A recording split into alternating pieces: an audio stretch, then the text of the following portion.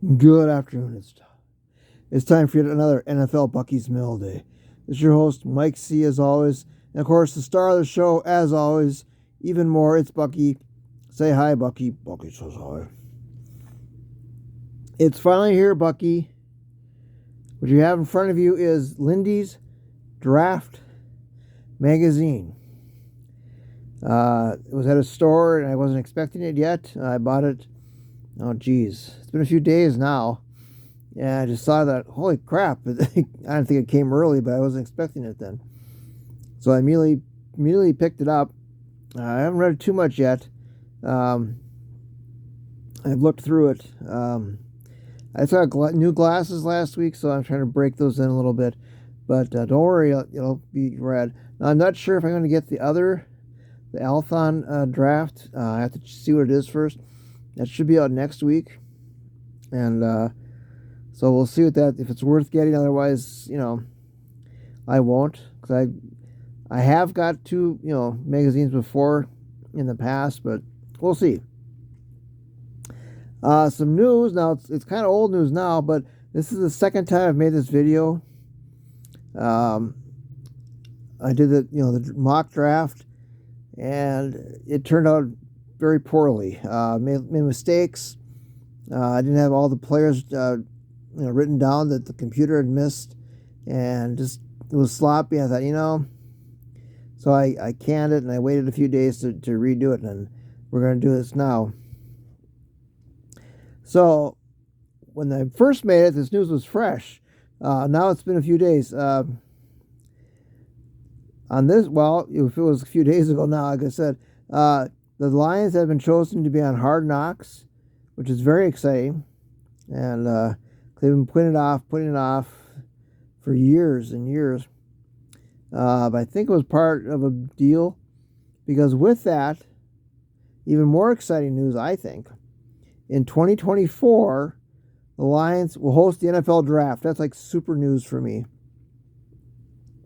So next year it's Kansas City, and the Lions beat out the Packers and I think the Saints, if I remember correctly, something like that.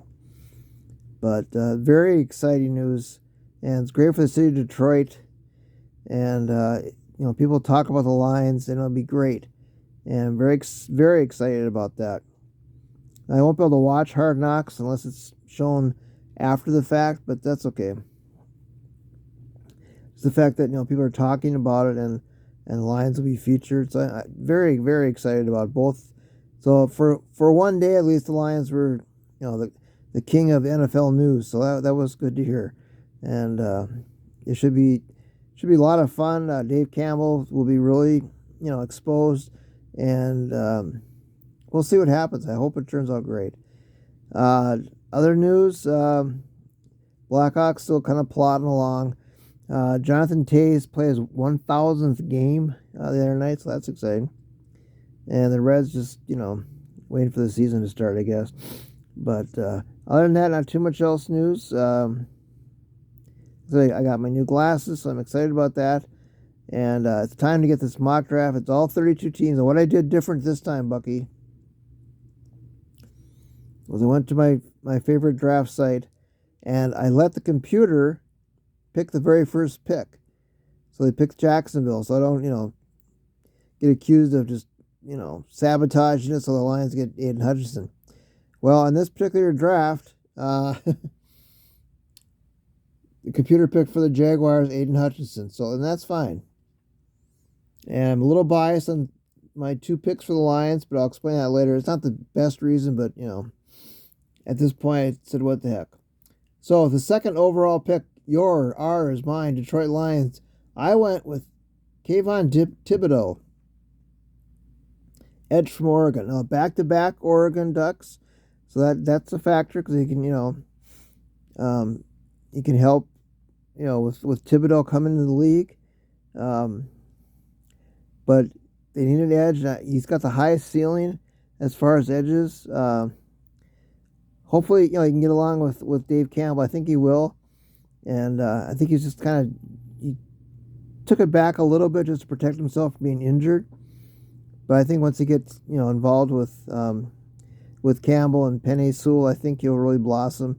like I said, his ceiling is really high. I still would like to have Hutchinson overall, but I think Kayvon Thibodeau, and a selfish reason, I have a lot of pictures of Kayvon Thibodeau in my magazines, so it would really help my my post-draft page. But that's not the only reason. I think he'd be, I also like, Kyle Hamilton. I'd be happy with that. After that, I would just trade down, but there's no need to in this one. So, at number 3, I've got the Texans. They went with North Dakota safety, like I mentioned, Kyle Hamilton. Best player available, I believe. And Texans need a lot of help, and they got, quite a few draft picks coming up. At 4, I've got the New York Jets. I've got Ike Akeem Iquanu, offensive tackle from NC State. Some have him ranked number 1 as far as overall tackle. It's going to be a battle between those two. Evan Neal, which he'll come later in the draft, trust me. At 5, I got the New York Football Giants. Their first pick, I've got Derek Stingley Jr., cornerback from LSU. My page didn't print as well. The ink got a little light there. I think they're taking a gamble on him because when he was a freshman, he was maybe the best player in college. If he can regain that form, I think they'll have a solid number 1. He's not my number 1 overall corner, but they're taking a chance on him. And if they hit, then they got a superstar. Number 6, I've got the Carolina Panthers. Now, I could have picked a quarterback for this, and it's very possible they will. Carolina is the team that I hope would trade up with the Jaguars to draft a quarterback, and that would leave number 2 for Aiden Hutchinson for the Lions. But here I've got him picking Ahmed Sauce Gardner, great nickname, from Cincinnati. Kind of the best. I went with a lot of best player available in this mock draft, but they didn't help in a lot of areas, to be honest. But if it's not cornerback, it'll probably be a quarterback. So we'll see.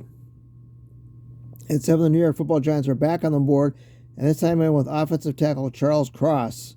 I have seen him go as high as number 2 or number 1. I mean, even very talented offensive tackle, and the Giants need to shore up their offensive line, and Charles Cross is a great prospect. At 8, I have the Atlanta Falcons going with Evan Neal, offensive tackle. Not sure who their quarterback's going to be, but they traded for what's his face, Matt Ryan. No, they traded him. I'm drawing a blank who the Falcons have for a quarterback now, but oh well, it doesn't matter. But they'll need an anchor in that offensive line. It's probably only a 1-year deal, so for the future, they draft, I think, overall best offensive tackle, and he could still go to number 1. It's very possible. At number 9, I've got the Seattle Seahawks after their trade. George Karlaftis, edge from Purdue. He had a pro day the other day. It was very cold, and he ran without a shirt on and ran very fast for offensive tackle. So he could be used to that kind of weather, especially in Seattle. And a very, very good offensive tackle. Number 10, I got the Jets back on the clock, and I went with wide receiver Garrett Wilson. Is he my number 1 wide receiver? I haven't really decided yet. The other pluses and minuses. He's a great overall wide receiver, and the Jets need some great offense, and they're the pick of the litter as far as wide receivers go. At number 11, I've got the Washington Commanders, and I went with edge Trayvon Walker from Georgia. I had seen him go as high as 2 to the Lions. I don't like that pick at all. Plus, I have no pictures of him. But it's a little too high. It's kind of a lot of times people will jump after they have a good pro day, and I think that's part of it. And he had a really good pro day and combine, so he's kind of the flavor of the month, so to speak. So I don't think it'll go that high. At 12, I got Minnesota Vikings. Oh, they stopped picking. They didn't pick again, Bucky. No. It's not fun anymore. It used to be. I am going cornerback Trent McDuffie from Washington. A tall, I think he's like 6'2", something like that. They will pick a cornerback. Just depends who's there. Obviously, Stingley could be there. Ahmed Sauce Gardner could be there, but he's probably the third on my list as far as cornerbacks, and they desperately need one. Number 13, the Texans got Jordan Davis,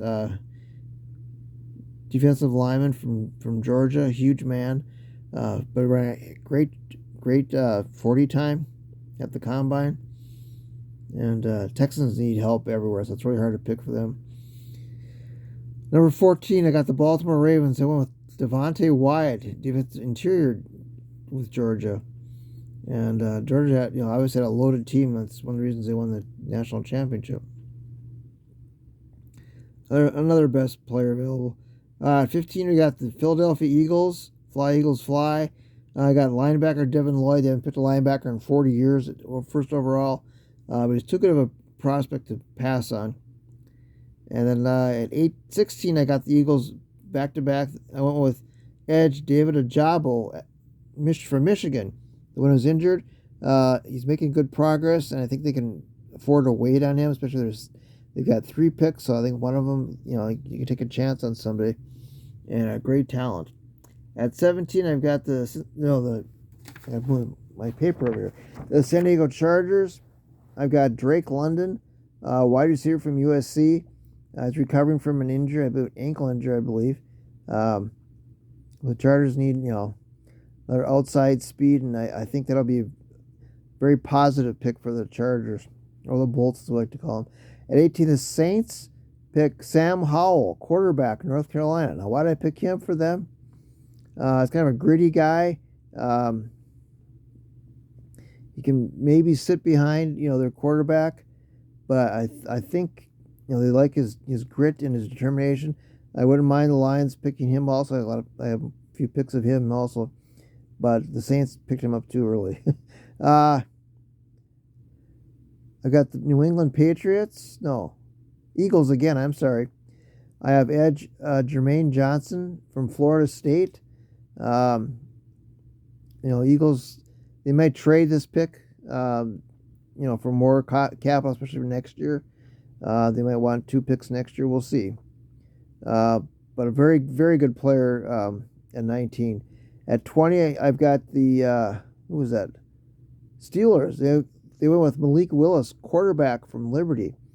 Not your typical Pittsburgh quarterback.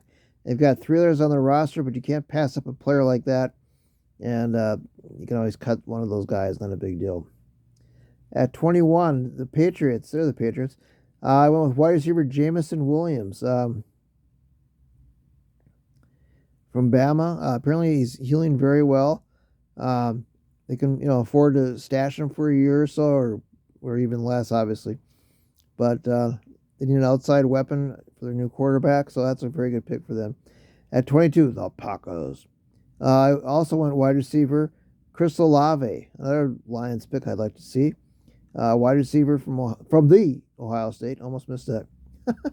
They got to replace Devontae Adams, and not quite the same wide receiver, but a very, very good pick.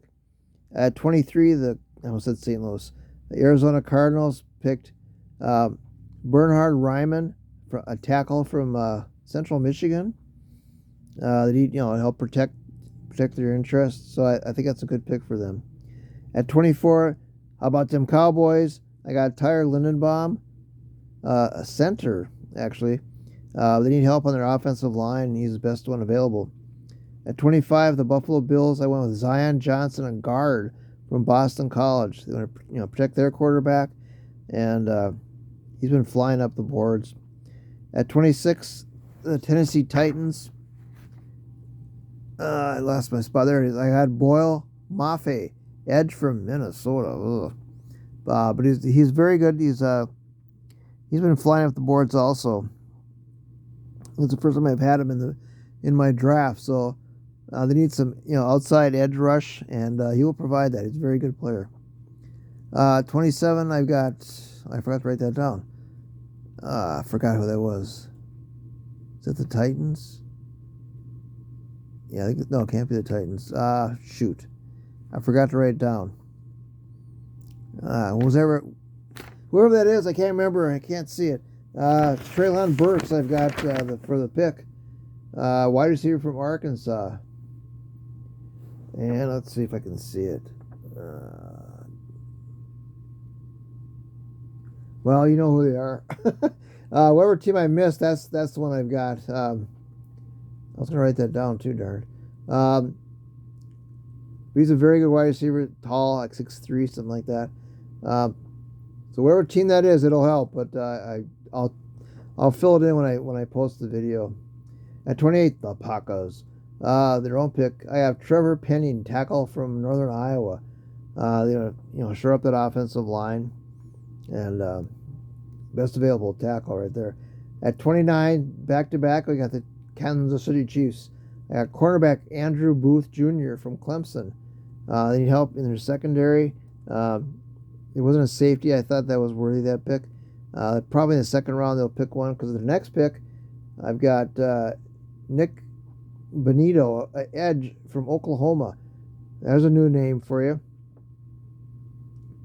But you're gonna need some pass rushes. A lot of edges in this first round, and Chiefs get a good one. Not well known, but I think a very good one. At 31, the Cincinnati Bengals went with Nakobe Dean. Now I could have saved him for the Lions, but I didn't. They could also use a tackle or good offensive lineman, but wasn't really one that excited me. And he was the best player available, obviously, from Georgia. At 32, I've got quarterback Matt Corral from Mississippi. And there's a new name for it, and I got pictures of him, too. That's a reason I did pick him, to be honest with you guys. But he's 6'2". He's kind of gritty, and he's got a good arm and a good scrambling. He's tough, and I think that's a great quarterback that David Campbell would like. So that's it, everybody. It was fun to do the draft. Like I said, if I posted this a couple of days ago, I would have had, almost breaking news, which never happens on my video.